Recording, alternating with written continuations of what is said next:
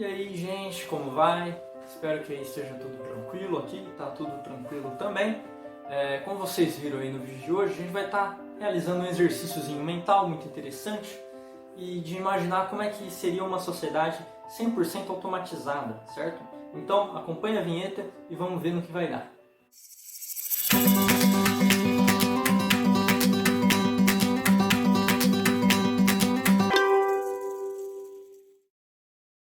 O primeiro ponto interessante da gente salientar, da gente buscar tentar dialogar é o que a gente quer dizer com sociedade totalmente automatizada. Quero dizer aqui uma sociedade onde não há mais a necessidade do trabalho humano, certo? Para a produção das condições materiais de subsistência, certo? E aqui eu quero deixar bem claro a diferença que a gente vai estabelecer entre trabalho humano e emprego, certo? Então, isso é o primeiro ponto que eu gostaria aqui de salientar, deixar bem claro a diferença que a gente vai usar como termos diferentes aqui nesse vídeo, certo? E então a gente vai imaginar aqui uma sociedade completamente automatizada, certo? Quais são as consequências dela? Seria uma sociedade boa? Seria uma sociedade ruim? Bom, a única coisa que a gente sabe aqui até o momento é que não haveria necessidade do ser humano parar tudo que ele está fazendo, parar a sua vida e se dedicar ao trabalho, se dedicar à produção das condições materiais de subsistência dele, certo? Então, ele poderia, por exemplo, ao invés de acordar todo dia 8 horas da manhã, poderia simplesmente acordar a hora que quisesse e fazer o que ele quisesse durante o dia inteiro. Ele não teria necessidade de sair para trabalhar. A gente pode ver tentar enxergar algumas possíveis mudanças. Ele podia se dedicar muito mais, completamente à produção intelectual ou a qualquer outra coisa. Ele tem o tempo livre que ele quiser. Mas esse é um primeiro ponto também interessante. Isso é bom? Isso seria positivo para o ser humano? Então aí a gente começa a ver algumas possíveis consequências, certo? Dessa transformação social. E aqui para isso eu vou chamar um pouco aqui o Marx para dar uma ajudada, né? Que vai dizer, vai trabalhar muito com a importância do trabalho, certo? Na produção da organização social. A sociedade, portanto, ela nasce do trabalho, porque o ser humano ele consegue transformar a natureza, certo? E transformando ela nas suas condições materiais de subsistência, isso ele está tendo o seu trabalho, é isso aqui que a gente vai chamar de trabalho, transformação da natureza nas condições materiais de subsistência humana, ele vai estar produzindo, certo? E isso vai criar a sociedade. A sociedade ela nasce do trabalho. Sem o trabalho não há sociedade. Então, a gente vê o primeiro ponto, né? O trabalho humano esteve presente em todas as formas de organizações sociais até hoje vigentes. É praticamente impossível o ser humano não transformar o meio em que ele habita, certo? De alguma forma ele há de transformar aquilo. É isso que nos caracteriza como seres humanos. Então, isso é bem importante de dizer, porque o que vai diferenciar, por exemplo, o ser humano de qualquer outro animal é, sim, a capacidade de transformação da natureza. Ah, mas vários outros animais conseguem transformar a natureza. A abelha, por exemplo, consegue criar hexágonos, octógonos, não sei, na colmeia perfeitos. Sim. Mas o próprio Marx ele vai dizer que a melhor das abelhas não dá conta do pior dos arquitetos, porque a abelha ela faz aquilo instintivamente, certo? Então ela vai lá e simplesmente reproduz o que já é lhe dado instintivamente. O ser humano não. O ser humano ele primeiro constrói, ele primeiro produz na sua mente, certo? E depois ele transforma aquilo em realidade material. Então essa é uma grande diferença do ser humano para qualquer outro animal. E por isso que ele fala que o pior dos arquitetos, não sei se ele usa esses termos, mas o pior dos arquitetos ainda assim é melhor do que a melhor das abelhas. Porque o arquiteto ele pode construir qualquer outra coisa que não seja aquele hexágono, octógono, não sei o que é que a abelha faz, mas enfim. Então, o que vai diferenciar o ser humano dos outros animais é a capacidade de transformação racional da natureza. Ele faz aquilo não por instinto. Ele primeiro constrói na sua cabeça e depois produz, depois ele reproduz o que já foi construído na sua mente, certo? Então o trabalho aqui ele vai ser importantíssimo na fundação da sociedade, como também na formação do ser humano. O ser humano encontra sentido da sua vida no trabalho, certo? Aquela questão de que o trabalho dignifica o homem, a gente pode interpretar por aí. Não foi Marx precisamente que disse essas palavras, se eu não me engano. Mas a gente pode interpretar que o trabalho ele cria e funda o indivíduo social.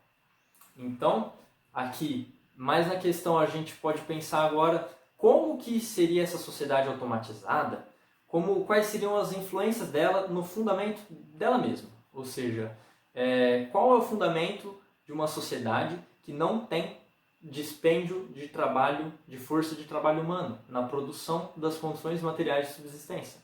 Qual que é o fundamento dessa sociedade? Certo? Seria, sim, o trabalho da máquina na transformação da natureza, não um trabalho humano.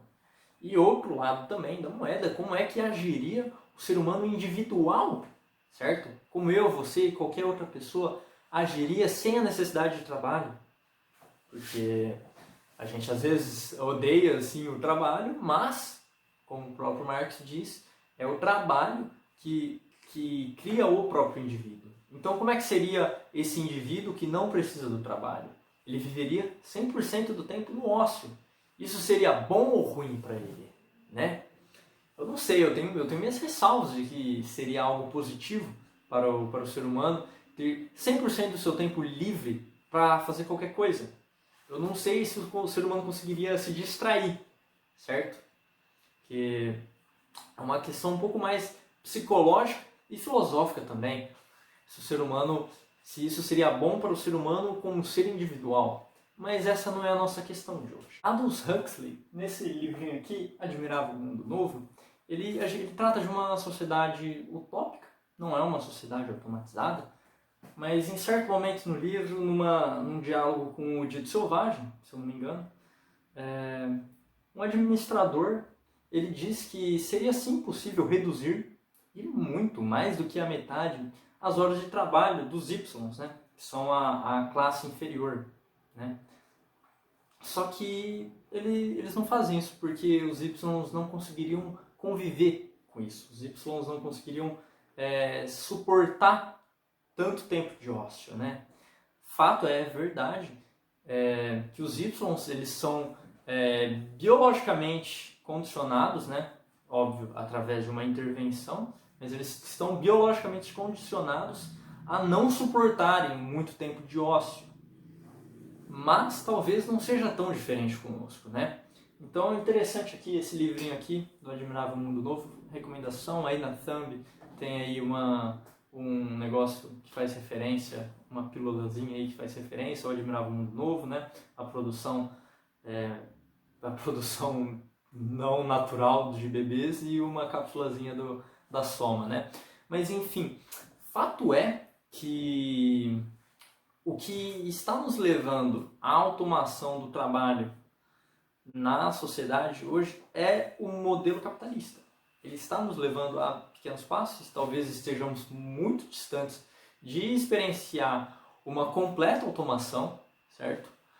Mas é o capitalismo que está promovendo isso com pequenos passos, às vezes passos grandes, mas a gente está vendo, estamos caminhando no caminho da total automação. Isso diz tanto na produção quanto na distribuição. A questão central desse vídeo é justamente aqui, se essa sociedade automatizada, que é fruto do capitalismo aqui, no nosso contexto, como a gente está imaginando, se seria possível ela coexistir com o próprio capitalismo, certo? Seria possível coexistir uma sociedade sem trabalho humano e uma sociedade e ela sendo capitalista ao mesmo tempo?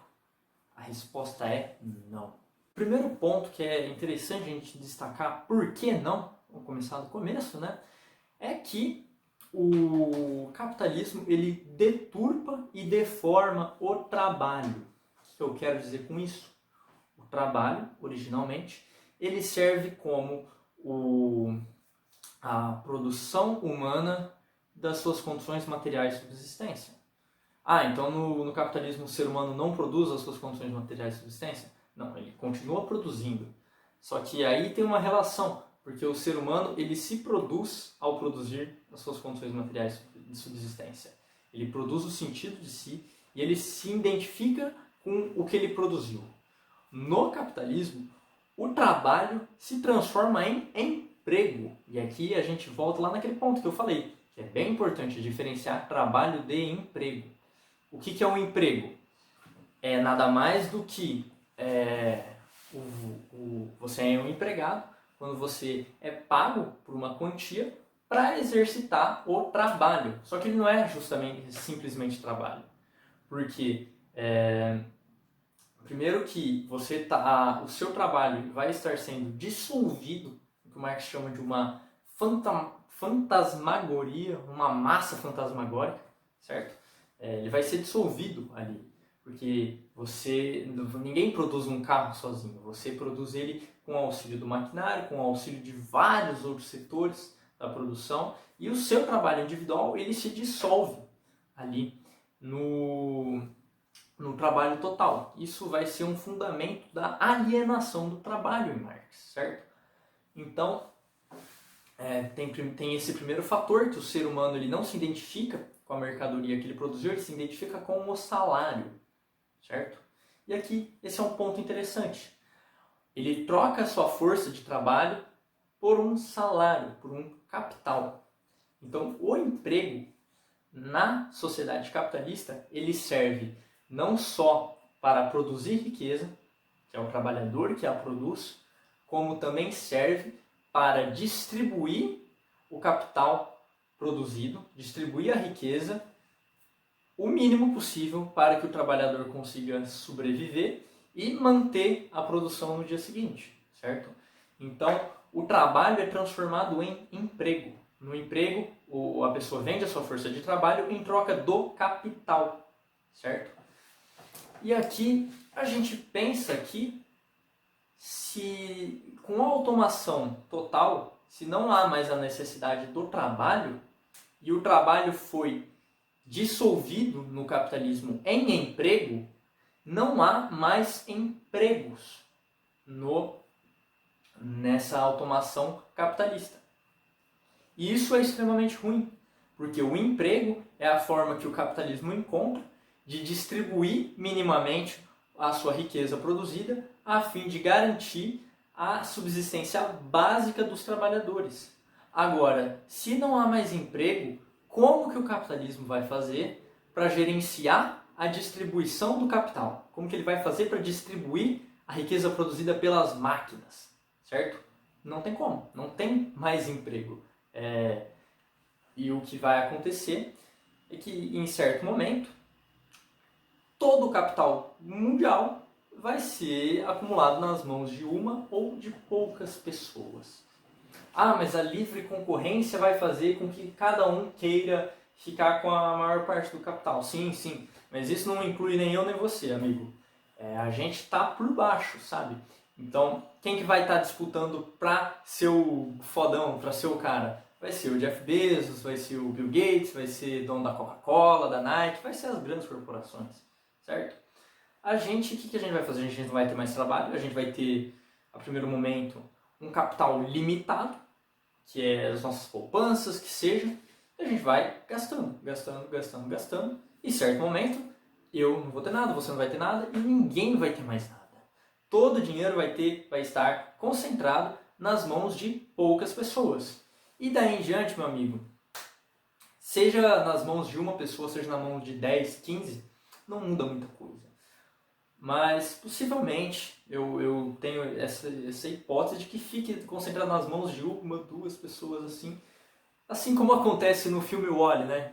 Uma referenciazinha assim do cinema, da animação, que é uma grande empresa que controla tudo. Ela comprou todas as outras empresas. E a gente já vê um movimento semelhante no nosso mundo. No ramo alimentício, no ramo das tecnologias, em qualquer ramo, você vê, são pouquíssimas empresas que controlam todas as outras pequenas, eles vão comprando todas as outras, certo? Então, chegou num momento aqui que a gente está elaborando essa sociedade em que, se não há um emprego, a economia trava.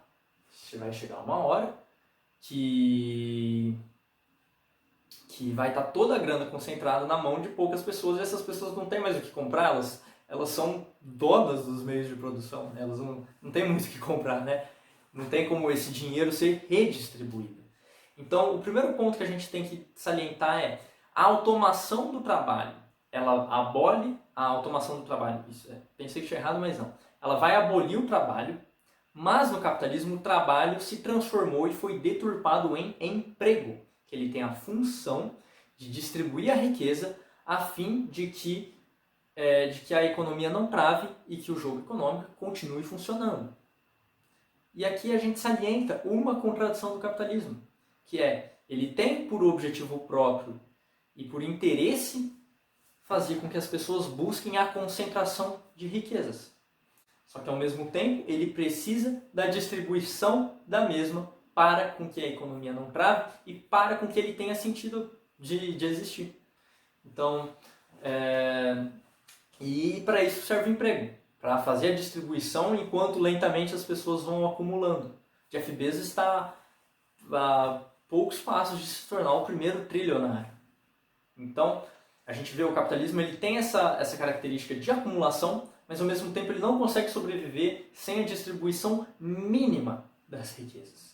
E o que acontece na automação, sem um emprego, que é o trabalho deturpado, ele não consegue distribuir. E não existe capitalismo sem essa distribuição. E aí a gente chega a 3 cenários possíveis aqui, a partir do momento que a gente automatizou. Vamos lá, automatizou completamente a sociedade. A gente tem 3 cenários possíveis e eu gostaria de destrinchá-los um pouco. Eu gostaria de trazer uma citaçãozinha aqui do Gerard Lebrun na sua obra O que é Poder. A crença de que o funcionamento econômico só pode ser um fator de regulação e estabilização da sociedade, a ignorância do fato de que, na verdade, a liberdade econômica pode tornar-se em brevíssimo prazo um fator profundamente perturbador do social, e por isso corre o risco de suscitar, enquanto reação, um poder que se encarregará de corrigir sistematicamente os desequilíbrios por ela produzidos. Um poder que se encarregará especialmente de propiciar aos cidadãos um mínimo de segurança. É o próprio jogo da liberdade econômica que acaba tornando cada vez mais profundamente necessária a intervenção do Estado. O trecho quer dizer? Ele quer dizer basicamente que o capitalismo, sem intervenção do Estado, levado às suas últimas consequências, e o jogo do livre mercado também, ele vai fazer com que haja grande concentração de riqueza, grande concentração de capital, e esse exercício mental ele é interessante porque ele deixa claro isso, ele torna evidente o que às vezes é um pouco obscuro da gente ver de certo, né? Mas é inevitável que a acumulação de capital só cresce, cresce e cresce ano após ano.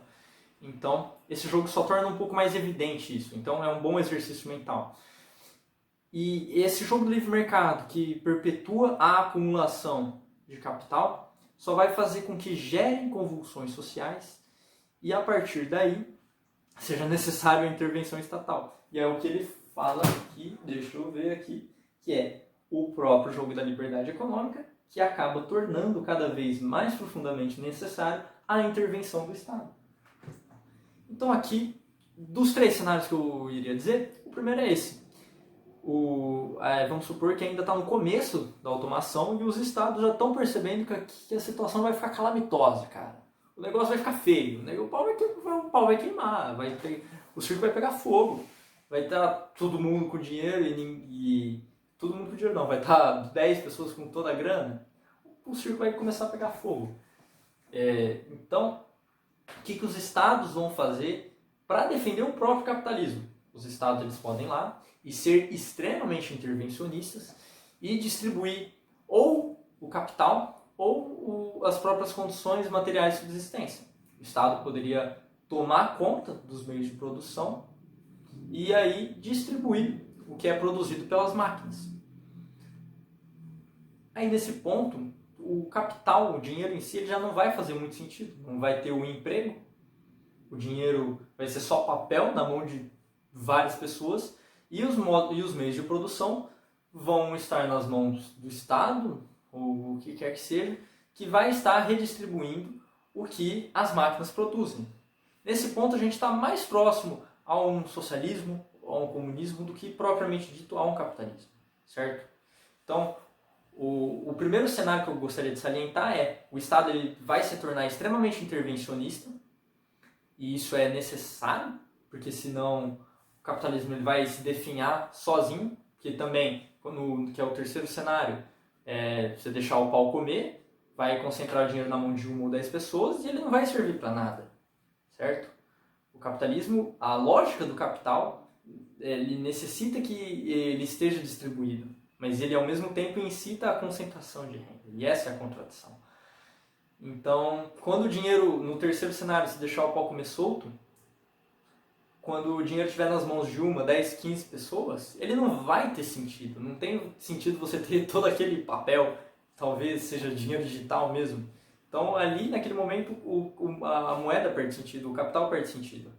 E aqui, nesse momento também, no primeiro momento aqui que eu estou dizendo, no primeiro cenário, o Estado ele pode intervir muito, tomar os meios de produção, distribuir as condições materiais de subsistência para cada ser humano, ou ele pode acabar dispondo do mínimo, pode acabar distribuindo o mínimo que cada pessoa precise para sobreviver e assim perpetuando uma desigualdade, mesmo que não exista trabalho humano, perpetuando assim uma desigualdade. Então o Estado ele tem essas duas possibilidades. Possivelmente não, a segunda dessas possibilidades não vai acabar por cessar a convulsão social que vai estar. As desigualdades sociais ainda existem, certo?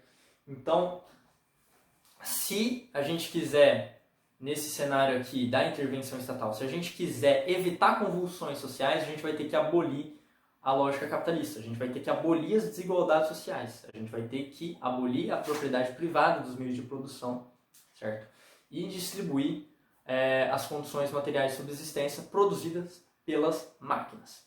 Então, no primeiro cenário aqui, já não há mais capitalismo, e se há, é um capitalismo precário, que não há essa questão do emprego humano, que vai servir como alienação e ideologia das pessoas. E aqui eu não estou nem mais me referindo ao proletariado, né, porque é um outro modelo. As pessoas não vão trabalhar, não vão ter empregos. Então, não estou nem me referindo ao proletariado, mas à massa de pessoas. E elas não vão ter mais que trabalhar, elas vão ter o mínimo lá. Algumas podem se contentar, mas outras elas vão estar livres das amarras das ideologias e vão poder enxergar a situação nas quais elas estão embebidas. Elas vão poder enxergar aquilo. Elas vão poder buscar um desenvolvimento intelectual. E possivelmente as convulsões sociais se multipliquem nesse momento. Então, aqui no primeiro cenário é uma intervenção do Estado, que ela pode ou abolir o capital, abolindo os meios, abolindo a propriedade privada dos meios de produção, ou ela pode distribuir o mínimo e não garante nada. E aí vamos supor que ela faça isso. Aí a gente tem o segundo cenário, que é uma revolução. Se o Estado não fez isso, as pessoas vão lá e fazem. Elas vão lá e tomam os meios de produção e distribuem. Então, nesse ponto também, nesse segundo cenário, já não existe mais capitalismo. Então, mesmo que o Estado intervenha o mínimo, a menos que ele não faça uma lavagem cerebral, como em 1984, Admirável Mundo Novo, e assim vai, Fahrenheit, a menos que a gente não viva uma distopia, as convulsões sociais provavelmente vão multiplicar. Mesmo que tenha o mínimo lá para as pessoas sobreviverem. Elas vão estar enxergando as desigualdades, elas não deixam de existir. Elas só não existem mais à base do emprego. As pessoas continuam tendo pessoas com menos e pessoas com mais. Só que agora elas têm o tempo livre para perceber a desigualdade perpetuada. Certo? E o terceiro cenário é justamente aquele lá que eu já adiantei.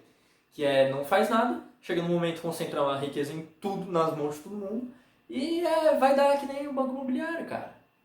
Como que acaba o banco imobiliário, o monopólio? Quando alguém fica com toda a grana, quando alguém ficou com tudo. Aí acabou, aí vai cada um pro seu canto, acabou. É basicamente isso. Não tem depois disso no Monopoly. Depois que alguém ficou com tudo lá, acabou o jogo. O que acontece? Depois não acontece nada, velho. E é a mesma coisa. Alguém vai ficar com tudo, e aí? O que faz? O que ele faz com todo aquele dinheiro? Para que ele serve? Ele perde o sentido. O capital ele perde o valor quando ele está totalmente concentrado nas mãos de uma pessoa. E aí também não existe mais capitalismo. Certo? Então é impossível a gente pensar numa sociedade totalmente automatizada e que ela seja capitalista ao mesmo tempo. E também a gente consegue ver não só a contradição do capitalismo, né, que é a de instigar a concentração de renda e prover mecanismos para isso, mas ao mesmo tempo necessitar da distribuição mínima do capital. E esse exercício justamente ele evidencia um cenário onde não há mais a possibilidade de distribuição do capital. E aí o capitalismo tem de definhar. Não importa se há intervenção estatal, se não há, o capitalismo vai definhar. Mesmo se ele chegue às suas últimas consequências. As últimas consequências do capitalismo, e é isso que esse pensamento reproduz, leva ao seu fim. As últimas consequências do capitalismo é a total concentração de riquezas. E isso é o próprio fim do capitalismo.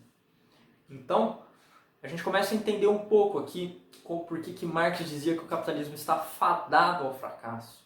Óbvio, era outro cenário, ele não imaginava a questão da automação não total. Porque eu vou trazer aqui no finalzinho do vídeo um trecho do Manifesto Comunista que ele trata um pouco da questão da automação.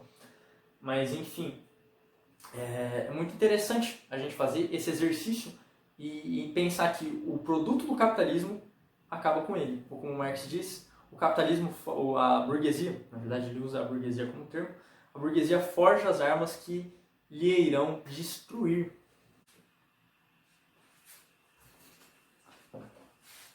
A outra contradição evidenciada, que é a que o Lebrun trabalha no trecho ali que eu citei, e no livro também, O que é Poder, recomendo muitíssimo, principalmente esse capítulo aí da comédia liberal, mas o livro como um todo é espetacular.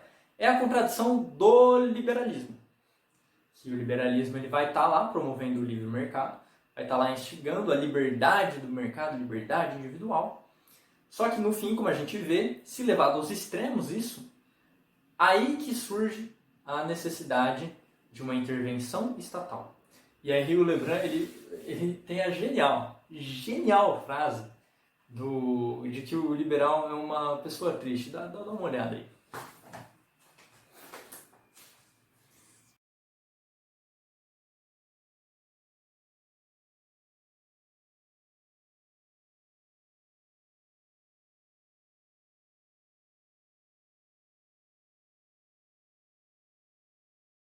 Enfim, esse exercício é muito interessante porque nos faz pensar sobre as contradições do capitalismo, que elas ficam muito mais evidenciadas nele. Como já bem disse, meu cabelo aqui tá me enchendo o saco, cabelo grande da porra. Enfim, bom, eu espero que você tenha gostado desse vídeo.